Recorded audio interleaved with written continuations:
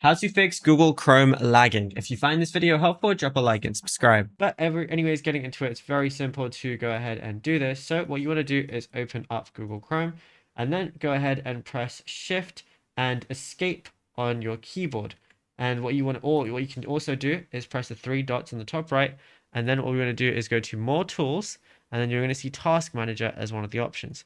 Now it's going to show you your Google Chrome Task Manager, which is separate from your Windows one. And at this stage, all you want to go ahead and do is see the RAM that these different applications are consuming. If there's one that's taking up too much, maybe you have a bunch of tabs open, all you want to do is click on it, and then you're going to see End Task as one of the options. And as you can see, it's just ended the task. This is what it looks like when it gets ended, and you can do that for whatever page you want. And what you could also do is turn on memory saver mode. So what we want to go ahead and do is go ahead over to the three little dots on the top right. And then what we're going to do is go over to settings. Now, once we're in settings, we're going to see a lot of different things, but like go through the left-hand side and you can go over to performance.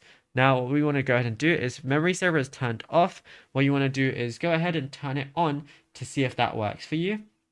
And basically, you can even try and turn it on and off or anything like that as well. And what you could also do is go over to Chrome preloads, which says Chrome preload pages, which makes browsing and searching faster. And you can do extended preloading, and that might also help you as well. Now, the final thing I'd recommend is turning on hardware acceleration. So go over to System on the bottom left, and if you see Use Graphics Acceleration when available, if it's currently on, try and turn it off, and if it's currently off, try and turn it on, relaunch, and then see if that works for you.